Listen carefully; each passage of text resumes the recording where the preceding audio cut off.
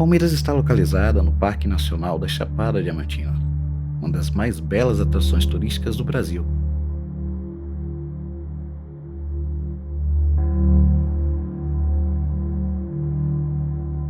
Composto por matas, cachoeiras, riachos e trilhas, a região oferece uma abundância de riquezas naturais e históricas.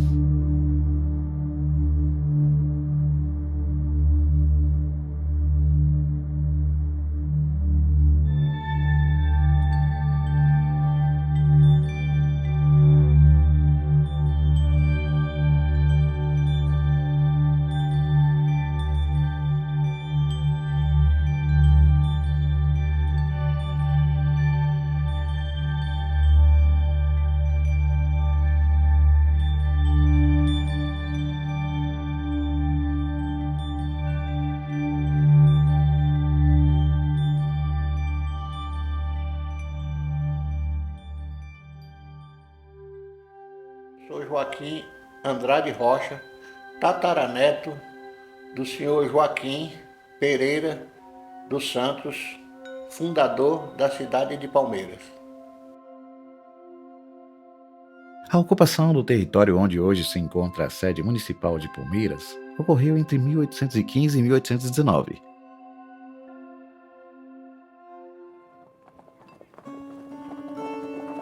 Joaquim Pereira dos Santos, vindo de Minas Gerais, fez uma jornada que o levou a Rio de Contas, passando por Mucugê e Lençóis, até finalmente se estabelecer em Palmeiras.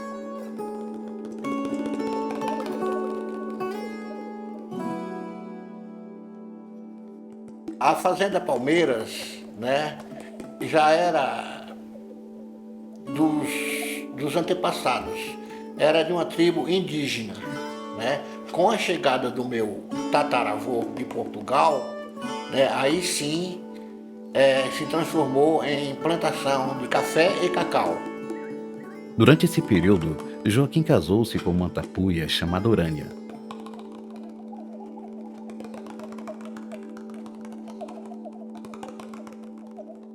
Anos depois, ele transforma essas terras em fazenda, batizando-a de Fazenda Palmeiras. Densa e muito vista era a mata intermeada de gigantescas palmeiras, entre cujas palmas frondentes perpassava célere a brisa sertaneja.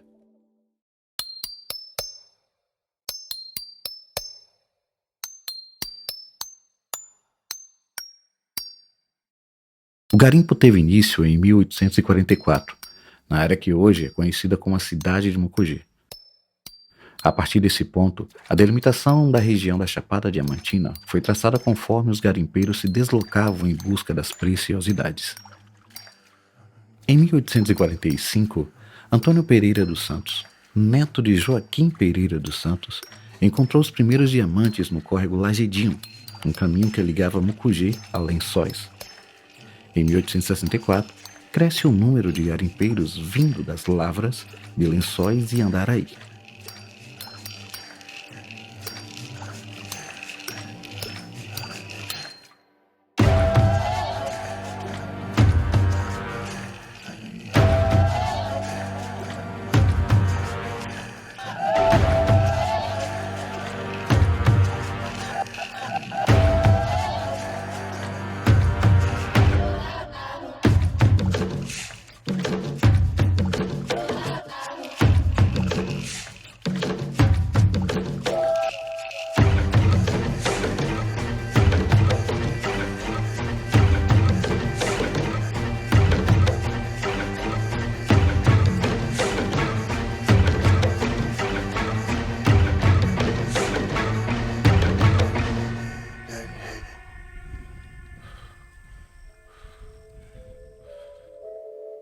A Vila Bela das Palmeiras se desenvolve em um ritmo acelerado, transformando-se de um pequeno arraial, onde as casas eram feitas de enchimentos, em uma cidade vibrante.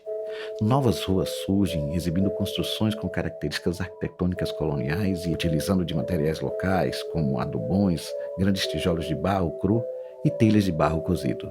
Essas edificações nasceram nos períodos mais pujantes da história da cidade, quando o café, o diamante, o carbonato e o cristal impulsionavam a economia.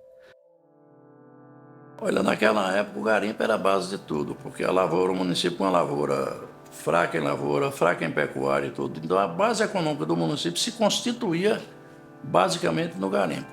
Não só do município de Palmeiras, como de Lençóis, Andaraí e Mucugê. Era a base econômica desses municípios, era o garimpo. A economia aqui era o garimpo, o rendimento mais que tinha aqui era o garimpo. A gente vendia o diamante por causa do preço do dólar. Mas não que a gente ganhava, quem ganhava mais era o comprador. A gente, né, vendia só para que não tinha o preço certo, não. O preço certo, mais quem tinha era o comprador, que já sabia que ganhar. A gente pegava um diamante que valia 10 mil, vendia por 10, eles vendiam por 20, 30. Ganhava, a gente trabalhava para fazer para eles. Naquela época trabalhava com um sistema rudimentar. Já peguei diamante, sei lavar cascai, sei entendo de garimpo com água, garimpo a seco, o cascai, a água vai carregando. E aí, para dentro de uma corrida. Aí você vai limpando, limpa tudo e vai jogando para dentro da corrida e vai descendo e encabeceira pouquinha coisa. E aí você vai lavar. Aí se tiver diamante, tá ali.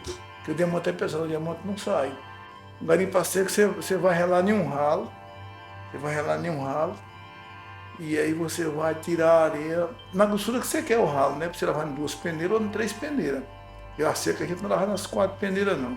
Aí você vai relar em um ralo e pega aquele que você passou no ralo, você passa numa ralinha para tirar só a areia, e aí você pega aquele xerém, aquele cascai e vai lavar nas peneiras. Se tiver diamante, tá nos cascais. No garimpo mesmo era levanca, era ponteiro, marreta, quando era seco, né? Com água não precisava esse negócio de ponteiro, era marreta não. A seca era a ferramenta mais pequena, entendeu? A levanca e a cunha e a marreta debaixo do chão. Era muito perigo também. Abria as cátaras, tudo no sistema manual, né? Com calombés, enxadas, calombés, ralos, os jogos de peneiras para lavar o garimpo que já vinha de fábrica, eles já tinham os jogos próprios, eram 3 peneiras para lavar o cascalho.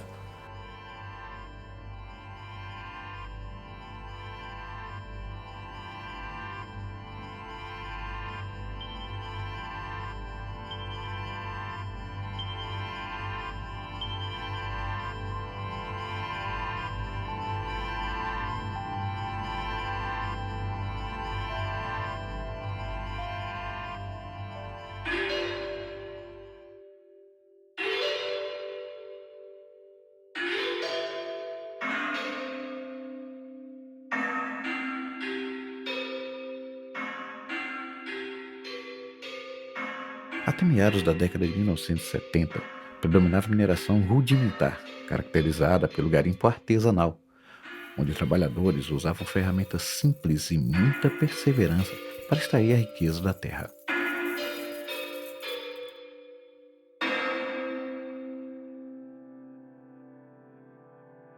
Eu era dono de 2 dragas. Sofrimento, tem uma hora que pegava, tem hora que não. Pagava 20% para o dono do terreno. Cada trabalhador era 5. Aí a gente fazia a conta, o que sobrasse era da gente. A gente pagasse a despesa e o que sobrasse, porque tinha a despesa do gás, máquina quebrava. Aí o que sobrava era da gente. Se a gente gastasse tudo, ficava sem nada. Quem guardasse, guardava. A gente pegar 40, 50 no dia, era bom demais, era uma alegria. E os diamantes eram da gente, não tinha negócio de... A gente só pagava a porcentagem do dono do terreno e a porcentagem dos trabalhadores. Se fosse de só, se dividia, né? Quando era um sozinho, ficava com tudo só para ele. O dono da draga vendia os diamantes, aí pagava a porcentagem. Só que a gente tinha mais lucro era na faisqueira mesmo, que era dividida entre os trabalhadores. E ele não tinha parte, só os trabalhadores mesmo. Aí quando era no sábado tinha a faisqueira e os garimpeiros, né? Dos trabalhadores. Os donos nem participavam. Fazia tipo a feijoada, né? Fazia feijoada, colocava no carombé, para comer todo mundo junto. Sem a feijoada. Aí tomava pinga, zoar na rua e era um movimento bom, viu? Era uma cerveja. Não tinha um garimpeiro que não bebesse. O que não bebesse, pagava para os outros. Fosse crente, ou não gostava de beber, mas ele não saía do meio da turma nos bar.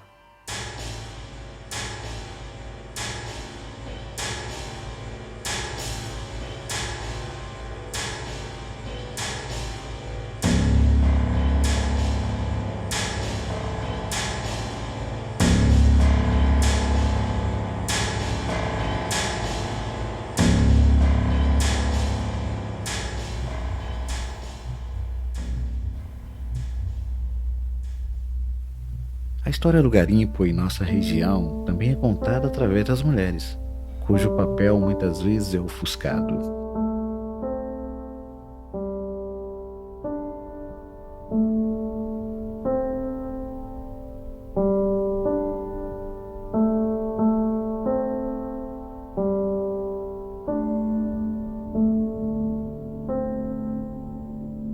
Muitas delas garimparam enquanto gestavam seus filhos, realizando um trabalho braçal e auxiliando na separação do cascalho. Essas garimpeiras, que também eram donas de casa, lavadeiras e passadeiras, apoiavam os seus maridos levando mantimentos para as serras e margens dos rios.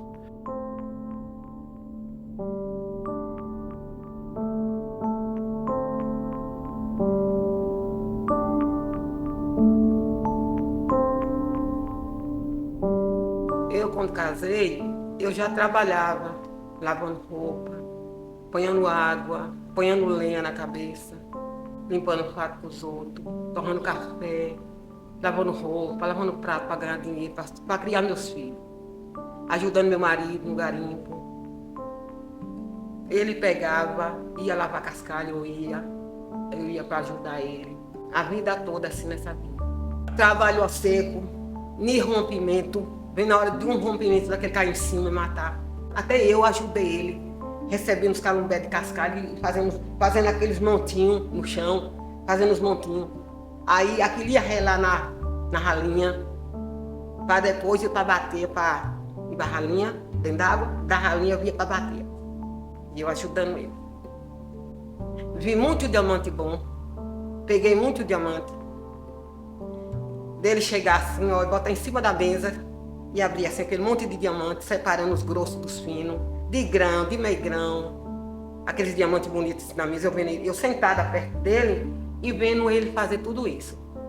Ele estava lavando o cascalho e eu estava ali perto prestando atenção. Quando parecia um diamante na peneira, eu mostrava para ele. Se cair, não acha. Não acha não. Agora ele lapidado, uma joia assim. Se ele cair, acha. Agora ele limpo, sozinho, não acha não. Ele é encantado, não acha. Se cair na terra mais ele, ó, vai embora. Aí foi assim que eu aprendi. Então, se eu ver um diamante, eu vou vendo, eu vou conhecendo. Porque eu fui criada assim. Meu pai era garimpeiro. Minha mãe era aguadeira, apanhava água para ganhar dinheiro. Ele deixou de trabalhar garimpo porque não aguentou mais trabalhar garimpo. Adoeceu, não aguentou mais. Eu digo, de como você não passa, que eu tô aqui. Eu lavava roupa, pagava dinheiro. Eu apanhava lata d'água. Nós ajuntávamos, como daqui, choveu ali na padaria, só de mulher. Cada qual, um batedor aqui, outro ali, tudo lavando roupa.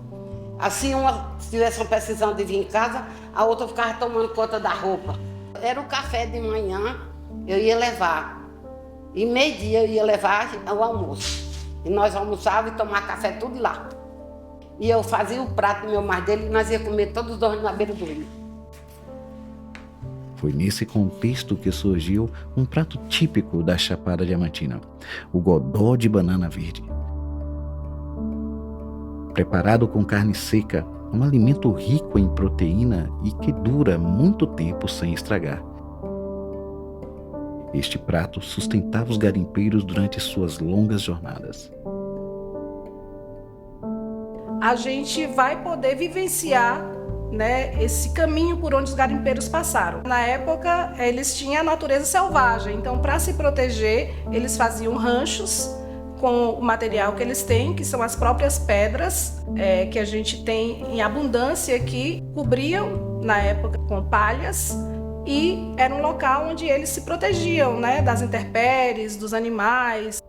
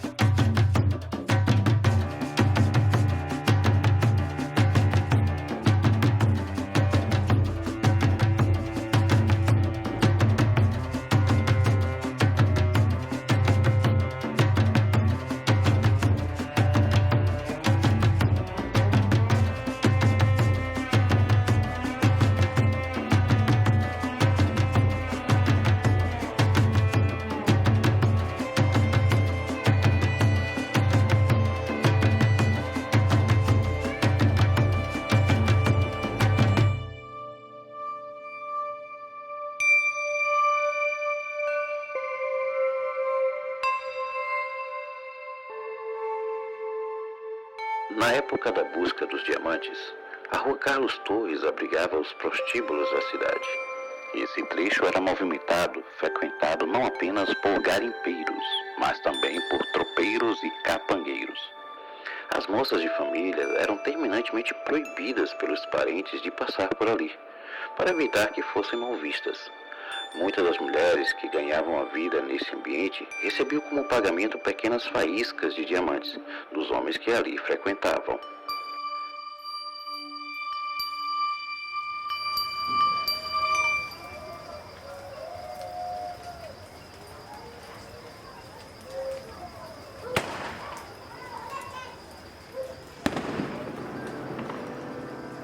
O Santo Antônio toda a vida aqui foi considerado a festa do garimpeiro. Então tinha uma tradição aí de garimpeiros, inclusive nosso amigo Agileu, que perdemos recentemente, era um grande incentivador. Tom Bafô toda a vida foi um grande incentivador dessa. E todos os garimpeiros, por comum era a festa dos garimpeiros. Então tinha as trezenas e tudo, mas no ápice da festa, que seja dia 12 para o dia 13 de junho, aí que era a noite dos garimpeiros. Então mesmo lá, bem antigamente, quando era novena, depois foi criado o trezenário, tudo foi considerado a festa do garimpeiro. Normalmente o Santo Antônio daqui, às vezes era novenário e tal, depois criaram esse trezenário. O ápice mesmo da festa é como hoje, né? Do dia 12 para o dia 13, que é o último dia de novena, com dia 13, que é o dia propício do Santo Antônio. A gente se vestia de garimpeiro e vinha ali para Agileu. Ali eu fazia feijoada nas noites, na derradeira noite de Santo Antônio. Ele fazia feijoada, só vinha os garimpeiros comer. E eles trabalhavam com afinco para comemorar essa festa, fazer sempre uma festa à altura das tradições deles.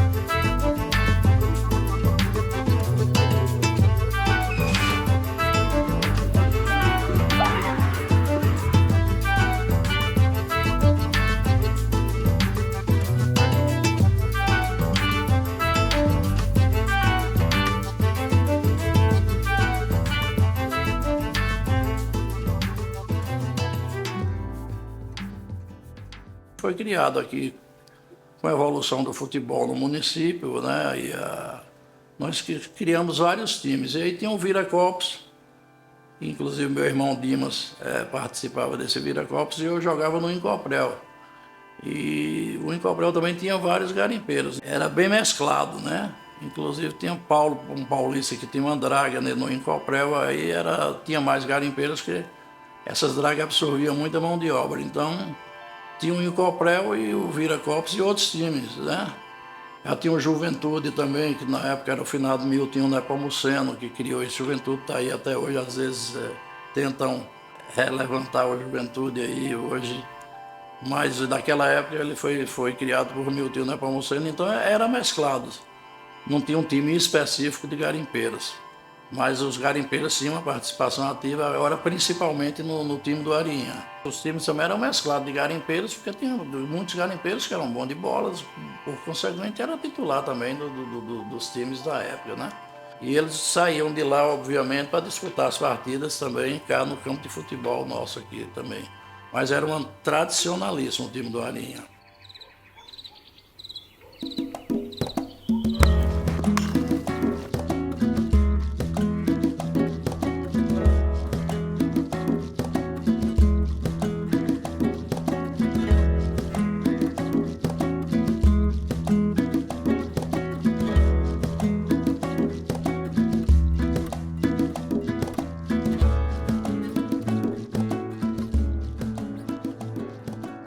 tapeçaria tem até hoje lá, só que mudou o local exatamente por conta da própria degradação, que ele era mais lá no centro da areia. Lá. Naquele tempo eram os motores pequenos, motores a gasolina, tinha um motor mantido a óleo diesel, e eles, com aquele jato, eles desmontavam os barrancos, o cascalho e faziam as cátaras. Aí esse garimpo prevaleceu e absorvia a mão de obra de muita gente aqui da nossa cidade.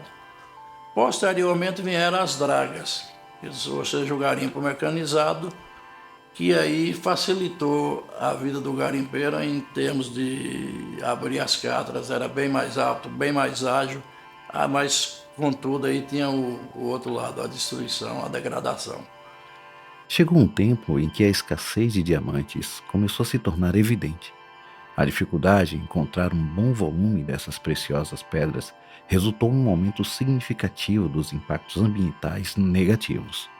Para extrair um único quilate de diamante, tornou-se necessário remover enormes quantidades de sedimentos usando dragas, devastando ainda mais o meio ambiente.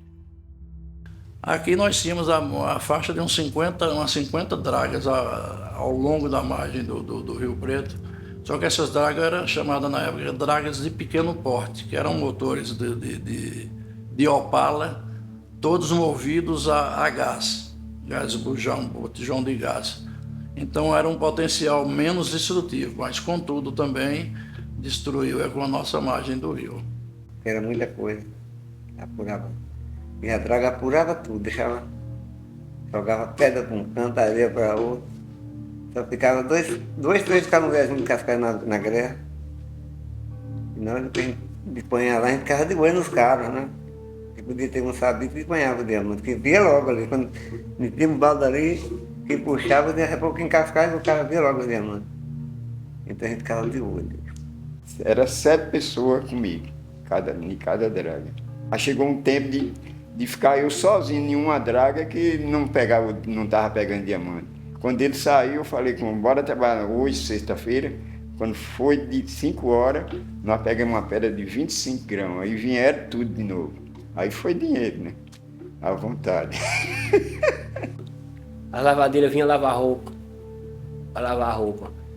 Tava jogando água suja, elas atravessavam o rio pro outro lado, a água ficava dividida e começava a provocar. As roupas, porque a roupa não era delas, né? A roupa dos outros.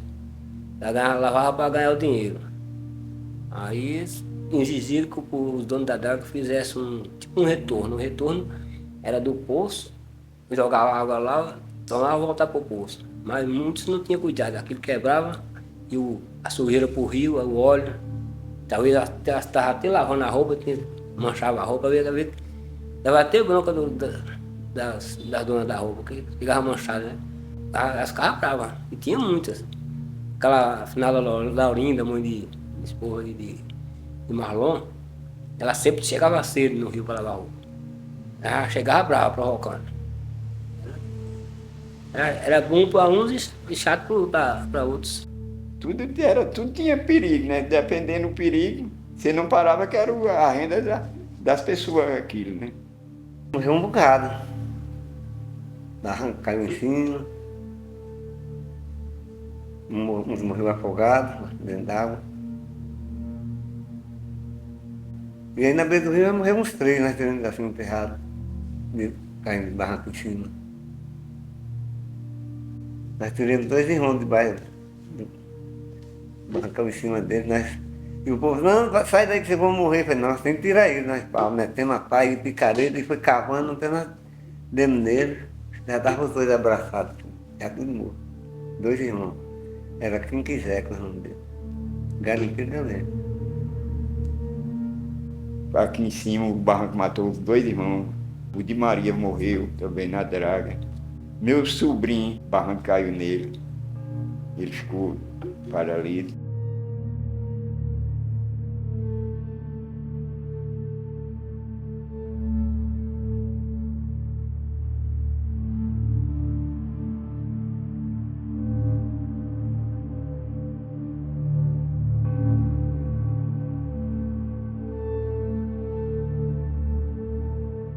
Foi logo na parte da manhã, que eu cheguei no serviço, que a água baixou, que eu entrei, o barranco desceu.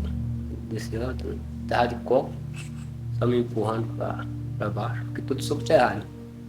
Os meus irmãos, meus cunhados, que me tiraram. Tive que ligar o motor para baixar a água de novo. Eu salvei com um milagre de Deus, senão não tinha salvado. Sofri muito, mas, graças a Deus, estou vivo hoje.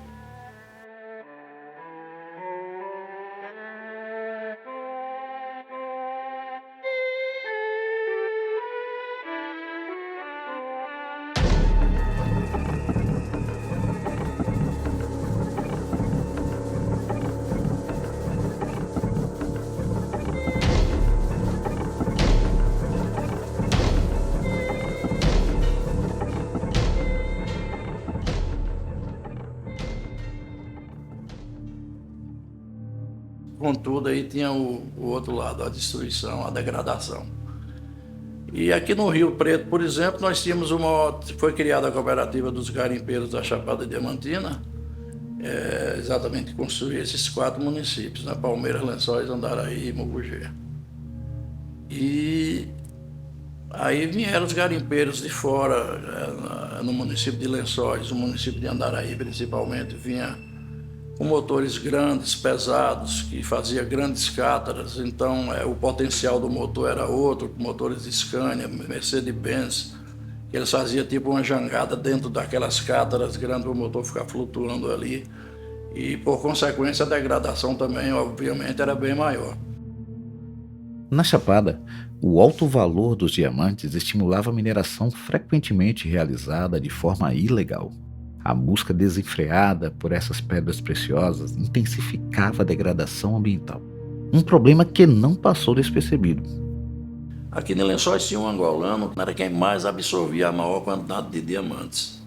Saía tudo na base do contrabando aí, sem deixar nenhum erário, nem para o município, nem para o estado, nem para a União. Mas aí houve um acidente de avião no Serrano, caiu, explodiu com ele terminou morrendo. E, por conseguinte, também veio a proibição, veio a Polícia Federal com o Ministério Público numa ação conjunta e aí, realmente, diante da degradação causada pelo garimpo, fechou todos os garimpos. Tanto o governo quanto as instituições não governamentais voltaram seus olhos para a região, implementando medidas severas para combater o garimpo ilegal e proteger o meio ambiente. Eu sei que em Antas d'Água, esse rio aqui, nosso aqui, era muito bonito. Você vê que hoje aí, era muito diferente.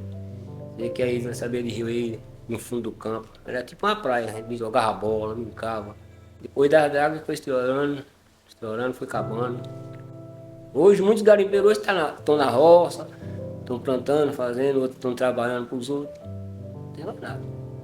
Eu fui para a roça plantar milho, feijão, esse negócio de tomate.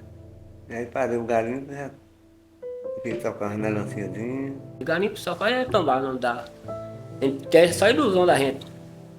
O dinheiro do garimpo vem e vai, daí nem vai. E o garimpo só dá para comer, depois parece que ele toma tudo de volta.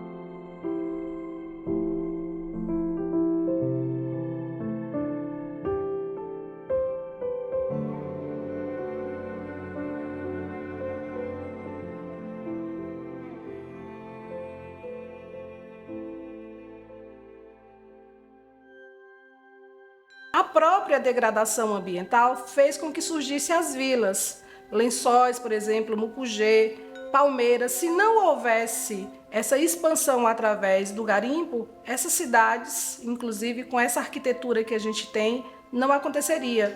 Então isso acabou, de certa forma, também fazendo com que essas cidades fossem tombadas, a exemplo de Lençóis, de Rio de Contas. Andaraí não quis o tombamento, posteriormente Palmeiras passou a ser tombada também, e isso é um atrativo. A nossa arquitetura aqui em Palmeiras, ela é a maioria das casas, essas casas, principalmente mais detalhadas são casas que foram construídas com o dinheiro tanto do diamante quanto do cristal e também do café. As próprias trilhas que eram feitas pelos garimpeiros para encontrar os diamantes, muitas delas hoje são trilhas turísticas. A exemplo da Cachoeira da Fumaça, que apesar de ter recebido o nome de Gleizes, do George Gleizes, que foi quem descobriu, quem na verdade divulgou, já era conhecida pelos garimpos. Então a maioria das trilhas da Chapada seguem esses caminhos que foram feitos pelos garimpeiros. E é interessante a gente saber também que esses caminhos não foram feitos pelos garimpeiros, a Chapada é indígena.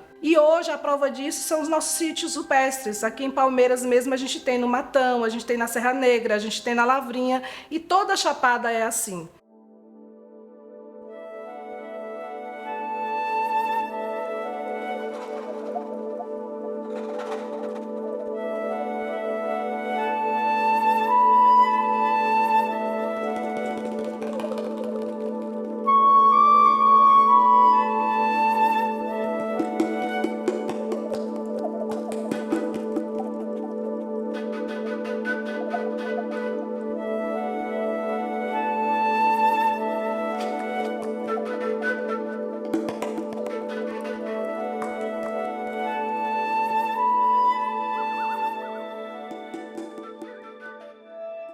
Há quem acredite no encanto do diamante, outros em visagens de seres místicos que pairam pelas redondezas. Muito se ouvia falar de Balbino, um senhor enigmático que habitava o fervedouro e possuía muitos diamantes, aos quais enterrava em lugares secretos. Após sua morte, os diamantes se perderam para sempre. Dizem. Reza a lenda que, nas noites escuras, Balbino surge na parte alta do fervedouro, oferecendo seus tesouros àqueles corajosos o bastante para desenterrá-los, se ousarem.